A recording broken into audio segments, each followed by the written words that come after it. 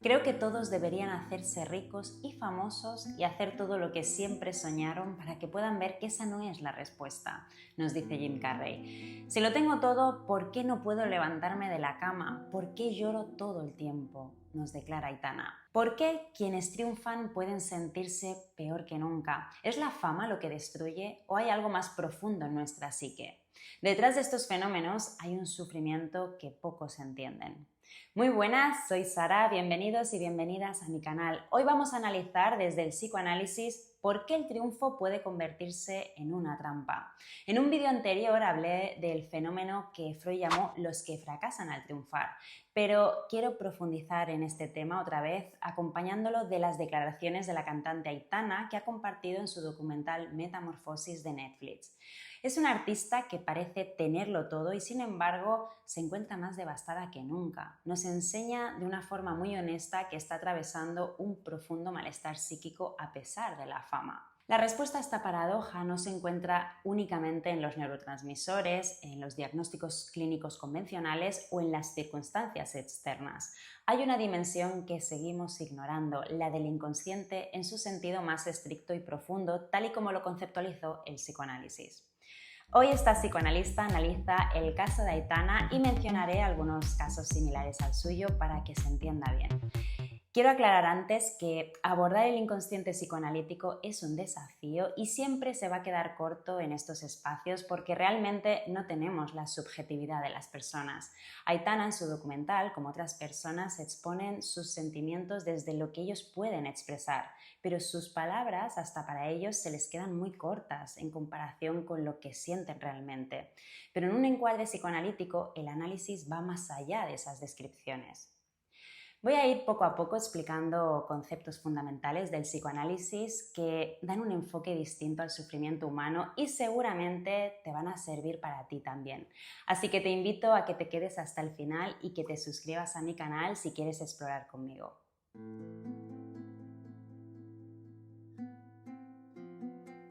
El fenómeno de los que fracasan al triunfar que observamos en figuras públicas nos muestran una paradoja fundamental del psiquismo humano. Como señalaba Freud, hay personas que enferman de una forma muy intensa precisamente cuando sus metas se cumplen. Aitana confiesa en su documental: yo pensaba, si lo tengo todo, ¿por qué no puedo levantarme de la cama? ¿Por qué lloro todo el tiempo?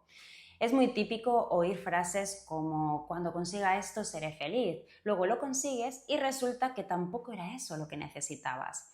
El problema no es que Aitana no tenga motivos para estar bien, sino que el deseo no funciona como imaginamos. No hay un punto de llegada donde todo esté bien de manera definitiva y ese es el núcleo del conflicto que el psicoanálisis nos ayuda a interpretar. Aquí es donde debemos distinguir entre dos conceptos fundamentales para esta teoría: el deseo y la pulsión. El deseo, desde la perspectiva lacaniana, está estructuralmente vinculado a una falta constitutiva, a un vacío que a todos nos acompaña y que intentamos rellenar con cosas todo el tiempo. Tengo un vídeo muy interesante en el que lo explico y te lo voy a dejar aquí abajo. Este deseo es metonímico, es decir, se desplaza continuamente de un objeto a otro porque ningún objeto puede saciar realmente el vacío estructural de las personas. Lacan nos enseñó que el deseo es siempre deseo de otra cosa. Cuando Aitana declara ahora mismo no encuentro la alegría en nada y es como hacer todo de una forma automática, robótica, está experimentando precisamente lo que el psicoanálisis señala sobre el deseo. Aquello que parecía ser el objeto capaz de colmar su falta, el éxito, el reconocimiento, en realidad nunca pudo hacerlo. El deseo siempre nos empuja hacia algo más, porque su esencia es precisamente la falta. Pero al mismo tiempo el deseo es nuestro motor, es lo que nos impulsa a levantarnos de la cama, a perseguir metas, a seguir viviendo. Cuando el deseo se apaga, algo en nosotros comienza a desmoronarse y ahí empieza una cuenta atrás real. Porque cuando alguien deja de desear, no es solo una metáfora. He visto casos de cerca donde en cuestión de semanas esa persona literalmente ha muerto. El deseo sostiene la vida, incluso cuando parece empujarnos a caminos repetitivos o dañinos. Por eso es importante ayudar a esas personas a construir otra forma de desear por su bienestar. Y aquí es donde entra en juego otro concepto importante: la pulsión de muerte. La pulsión suele confundirse con el instinto, pero no son lo mismo. El instinto tiene un objeto claro de satisfacción. Si tienes hambre, comes algo y quedas saciado. La pulsión, en cambio, es algo que insiste, una energía interna que nos mueve, pero que no busca un objeto específico para completarnos o satisfacernos plenamente. A diferencia del deseo, que se orienta hacia un objeto que parece prometer una satisfacción total, la pulsión se satisface en su propio circuito repetitivo, en su propio recorrido. Su movimiento es circular, girando en torno a un objeto sin agotarse en él. Un ejemplo. Un bebé acaba de alimentarse del pecho materno, pero sigue succionando su dedo o el chupete. Todo se lo lleva a la boca. No es hambre, es la pulsión que sigue su curso. Por eso Freud hablaba de la pulsión como parcial. No busca una satisfacción definitiva, sino pequeñas satisfacciones repetitivas sin un cierre absoluto. Esto lo vemos constantemente en la vida cotidiana y de manera más evidente en muchos famosos. Comportamientos repetitivos que parecen sabotear su propio éxito, pero que a nivel inconsciente proporcionan una rara satisfacción. Freud planteó que las pulsiones no solo nos empujan hacia la vida y el placer, sino también hacia la repetición, el desgaste e incluso la autodestrucción. En este sentido, la frase de Aitana, yo no sé por qué me dedico a esto, no sé si sirvo, temo no hacerlo bien, que se me olvide la letra de la canción o ser un fraude. Esto es una expresión de la pulsión de muerte en acción, esa tendencia del aparato psíquico a regresar a un estado anterior, a deshacer lo construido, incluso cuando parece irracional desde afuera. Piensa en ti ahora. ¿Te ha pasado que después de tanto esfuerzo para conseguir algo, una parte de ti parece empeñada en destruirlo? Esa es la pulsión de muerte operando. Para el aparato psíquico de cada persona, esa pulsión tiene un sentido particular. Por eso es importante ver caso por caso, porque mis movimientos no son los tuyos, aunque sean parecidos, aunque compartamos procesos y mecanismos psíquicos. Un ejemplo más visual sobre cómo opera la pulsión de muerte se ve en momentos donde menos lo imaginamos. Después de una discusión con tu pareja, llega la reconciliación y le dices te quiero, mientras sientes un odio inexplicable y añades, pero me has hecho mucho daño, saboteando el momento de paz. No manejamos esa pulsión y a veces nos desborda. Pero ¿qué ocurre cuando finalmente alcanzamos aquello que tanto anhelamos? Un ascenso laboral, una relación de pareja, el reconocimiento y paradójicamente comenzamos a sabotearnos. Cuando empezamos a encontrar defectos en ese trabajo soñado, en esa pareja ideal o en esa fama tan deseada, estamos ante la manifestación de varios procesos psíquicos inconscientes que merecen atención. Por un lado, aparece la culpa inconsciente. Muchas personas cargan con una culpa primitiva por haber superado a sus figuras parentales o algo relacionado con estas figuras significativas. Es un sentimiento de tipo inmoral, pero la persona no sabe que tiene ese tipo de sentimiento, solo sabe que sufre o que no puede dejar de perseguir lo que le perjudica, como una especie de autocastigo del que no es consciente. Al mismo tiempo aparece la compulsión a la repetición. Lo reprimido siempre encuentra una forma de manifestarse. El caso de Amy Winehouse ilustra dramáticamente este principio. A pesar de su extraordinario talento y éxito, su vida estuvo marcada por relaciones conflictivas y una espiral autodestructiva. Su historia revela cómo, aunque conscientemente parecía buscar el bienestar, inconscientemente recreaba los mismos escenarios de sufrimiento que habían quedado registrados en su psiquismo. De manera similar, aunque menos extrema, vemos este patrón en Aitana cuando no puede parar de repasar obsesivamente sus canciones, un ritual de comprobación. Esta repetición de dudas, este cuestionamiento constante a pesar del éxito evidente, refleja cómo lo reprimido vuelve aunque las circunstancias externas hayan cambiado radicalmente. Mientras Amy lo manifestó a través de adicciones y relaciones destructivas, Aitana lo expresa mediante ansiedad y dudas persistentes. Luego juega otro papel fundamental el fantasma. En este caso, la sensación de ser un fraude que expresa Aitana es común entre quienes alcanzan posiciones de éxito. Este síndrome del impostor refleja el conflicto entre nuestro yo real y el yo ideal, esa imagen narcisista a la que aspiramos. Desde el psicoanálisis, el narcisismo está presente en todos nosotros y de ahí surgen nuestras fantasías sobre cómo nos gustaría vernos. El yo se percibe insuficiente frente al ideal inalcanzable. En el caso de Aitana, aunque sus padres estén muy orgullosos de sus logros, esto ya no le tranquiliza porque ella responde a lo inscrito en su inconsciente, se dirige a un gran otro o como si tuviera dentro un juez interno que la vigila, y eso ya está estructurado en su psiquismo. No tiene nada que ver con las personas reales, por eso no puede dejar de hacerlo por mucho que la gente le diga lo bien que lo hace. Estamos viendo cómo en el sufrimiento humano se activan muchos procesos al mismo tiempo. También se puede ver la paradoja del goce. Siguiendo a Lacan, podemos entender que estas personas quedan atrapadas en lo que él denominó goce, algo que va más allá del principio del placer, un exceso que, lejos de ser placentero, resulta insoportable para la persona, pero no puede dejar de gozar, de revivir las mismas sensaciones una y otra vez. De este modo, lo que parece satisfacción puede en realidad convertirse en una trampa que empuja a la repetición y al sufrimiento. Es decir, el concepto de goce en psicoanálisis es muy controvertido porque genera resistencia solo de oírlo. Es como, ¿cómo voy a gozar? ¿Cómo va a estar gozando Aitana de lo que está padeciendo?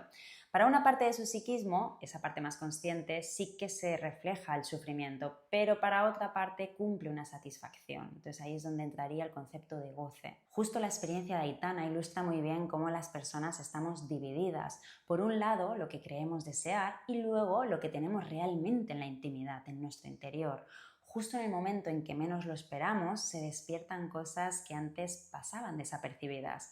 Seguramente antes de la fama, ella ya estaba identificada a ciertos rasgos perfeccionistas, pero el éxito los ha acentuado y ha disparado otras cosas que no son nuevas tampoco, pero que la llevan al límite. Su confesión: a veces es agotador luchar todo el tiempo por estar feliz. Esto revela la contradicción entre el mandato social del disfrute continuo y la imposibilidad estructural del mismo. Lo que estas historias nos están revelando es que el malestar no se explica completamente por factores neurobiológicos ni por el contexto socioeconómico. Hay una dimensión inconsciente que opera según leyes diferentes a las de la razón. Como señalaba Lacan, el inconsciente está estructurado como un lenguaje, con sus propias reglas de condensación, desplazamiento y sobredeterminación. Por eso, mientras creemos desear el éxito y la admiración, inconscientemente puede estar operando una lógica distinta, vinculada a identificaciones tempranas, a mandatos familiares internalizados o a fantasmas que sostienen deseos inconscientes. Eso es lo que luego nos lleva a sabotear nuestros logros, eso que se desea a nivel inconsciente, no tanto lo que creemos desear. De ahí que sea muy importante analizar el aparato psíquico de cada persona y sobre todo cuando uno consigue el éxito en cualquier aspecto de su vida, porque es ahí donde se ven las dinámicas humanas más contradictorias y ambivalentes, donde el entorno a veces no entiende por qué nos pasa, e indirectamente la persona se puede sentir mal por estar mal, como si estuviera siendo desagradecida con todo lo que tiene. Pero ese dolor es inevitable. La subjetividad no se puede anular ni enterrar entre fama, dinero ni cosas del estilo. Es importante que nos ayuden a interpretar nuestro dolor, que nos da información sobre lo que nos ocurre, en lugar de querer eliminarlo con pastillas, técnicas o protocolos. Necesitamos una lectura diferente del alma porque cada vez hay más sufrimiento, o sea, no estamos viendo cómo las técnicas se están quedando cortas. Hay que escuchar el alma. Cuando Aitana dice que siente un miedo inexplicable cuando las cosas se escapan de su control, ese miedo no responde a ninguna lógica consciente. En psicología esto se etiqueta como miedo irracional y a través de preguntas y razonamientos se intenta demostrar a la persona que su miedo no tiene validez lógica. Pero a su inconsciente le importa muy poco la lógica racional. Da igual cuánto le expliques que estadísticamente los aviones casi nunca se caen o que lo está haciendo perfecto. Ella sigue sintiendo esa angustia y va más allá del miedo a los aviones o de la autoexigencia. Y es precisamente aquí donde debemos tomar en serio lo que piensa y siente tal cual, porque más allá de si es racional o no, es la forma que encuentra su inconsciente de expresar algo más profundo que no puede manifestarse directamente. porque al inconsciente no se accede haciendo un esfuerzo cognitivo, intentando recordar. Lo que muchos profesionales hoy llaman inconsciente es en realidad lo que Freud llama preconsciente, aquello que no está presente en la conciencia, pero puede ser accesible mediante un esfuerzo de atención. Por ejemplo, si te pregunto por el nombre de tu profesor o profesora de matemáticas de segundo de ESO, no lo tenías en mente, pero podrías recuperarlo. Eso es el preconsciente. En cambio, el inconsciente no se accede, está estructurado como un lenguaje, por eso hay que interpretarlo, hay que producirlo en un análisis. Y precisamente los síntomas, los sueños, los lapsus nos dan información de esa parte inconsciente que hay que interpretarla. El síntoma, en este caso el miedo a fallar, a los aviones o a cualquier otra cosa, no es simplemente un problema a eliminar, sino un mensaje cifrado del inconsciente. En psicoanálisis entendemos que los síntomas son formaciones de compromiso, la mejor solución que nuestro aparato psíquico ha podido encontrar frente a conflictos internos que no pueden resolverse directamente. Son como un nudo donde se entrecruzan fuerzas psíquicas contrapuestas, entonces la mejor solución ha sido ese nudo. Por ejemplo, cuando Aitana desarrolla un miedo intenso a fallar en el escenario, esto puede estar expresando simultáneamente su deseo de perfección y un deseo inconsciente contrario, quizás el de fallar para liberarse de la presión. Esto lo escucha ella y le generaría un rechazo absoluto. Es como, es imposible que yo quiera hacerlo mal, si yo quiero hacerlo perfecto. Pero los síntomas revelan otra cosa. Se logra satisfacer por medio de ellos ambos impulsos. Mantiene su compromiso con la perfección a través de la preocupación constante, mientras abre la posibilidad del fracaso. La ansiedad misma puede afectar su rendimiento. Esto es paradójico, por eso el psicoanálisis genera resistencias, no es lo que queremos oír. Pero claro, estas soluciones de compromiso terminan generando más sufrimiento. Por eso en esta disciplina no buscamos eliminar el síntoma, sino leerlo, descifrarlo, como si fuera un jeroglífico que contiene una verdad sobre la persona. El cuerpo también es un archivo de nuestra historia, un testigo que guarda lo que las palabras no pueden expresar del todo. Cuando Aitana menciona sus fobias, su hipocondría, estamos ante lo que Lacan llama lo real del cuerpo, experiencias intensas que no pueden expresarse del todo con palabras y el cuerpo pone el resto. Freud descubrió que la fobia era una forma de desplazar la angustia hacia un objeto externo, en el caso de Aitana hacia los aviones o el miedo a fallar en el escenario, para hacerla más manejable. Esta es la inteligencia del inconsciente. Transforma un malestar difuso e insoportable en algo concreto con lo que podemos relacionarnos. Esto conecta con una de las máximas fundamentales de Lacan. La angustia es la señal de lo real, lo que no engaña. Ante esta angustia insoportable, el aparato psíquico construye un síntoma como barrera protectora. Y aquí está la trampa del sufrimiento. El ciclo habitual que vemos hoy es: sentimos angustia, señal de lo real, aparece el síntoma como intento de solución, aplicamos técnicas para eliminar el síntoma, así el síntoma desaparece temporalmente o se relaja, pero la angustia regresa con más fuerza y aparecen nuevos síntomas o los mismos pero más intensos. Este ciclo explica por qué muchas personas van acumulando cada vez más miedos. El problema no está en el síntoma visible, sino en lo que éste intentan cubrir. Por eso las técnicas que solo apuntan a su eliminación sin tratar la información que trae, que es un mensaje cifrado del inconsciente, estamos condenando a las personas con muy buenas intenciones a un éxito momentáneo, seguido de un retorno amplificado del malestar. Y lo que sentimos en el cuerpo no se borra simplemente mejorando las condiciones materiales o equilibrando los neurotransmisores. Requiere un trabajo con la palabra. A veces es una frase o varias las que le hace falta al aparato psíquico de esa persona para reconfigurarse, para poder procesar la vida de otra manera.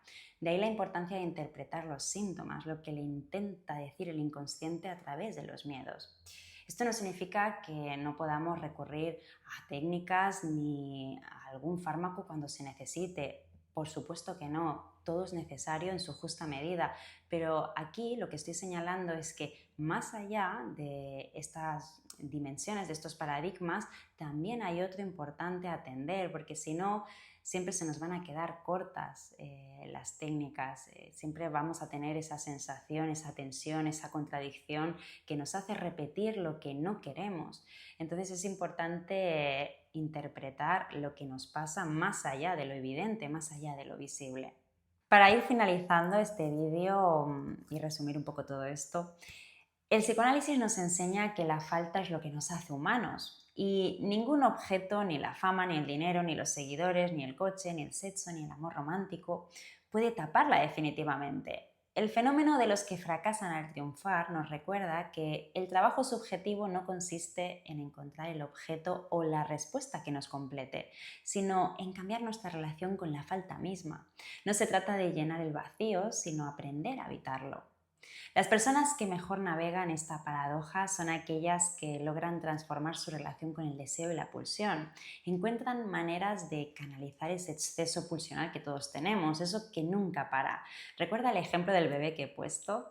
Y es importante que ese exceso, esa energía, le demos otros destinos, al arte, crear proyectos, cualquier cosa. Pero sin la ilusión de que algún día alcanzaremos con ello la satisfacción total o sin esperar un reconocimiento en otros que nunca llega tal y como esperamos. Por eso siempre nos decepcionamos. Lo que le sucede a Aitana, a muchos artistas y quizás a ti no es casualidad. Hay fuerzas inconscientes que nos afectan más allá de lo que creemos, pero la buena noticia es que podemos explorarlas y entenderlas cuando nos van interpretando el inconsciente. ¿Y tú qué buscas realmente cuando persigues tus metas? ¿Es el logro en sí mismo o hay algo más profundo que impulsa tu deseo sin que lo sepas? Si el éxito llamara a tu puerta, ¿lo abrirías o buscarías una excusa para postergarlo? Te invito a reflexionar sobre tu propia relación con el éxito y el fracaso. Escríbeme cualquier comentario o impresión que quieras y acompáñame a explorar conmigo los enigmas del inconsciente en otros vídeos. Nos vemos la próxima. Un abrazo.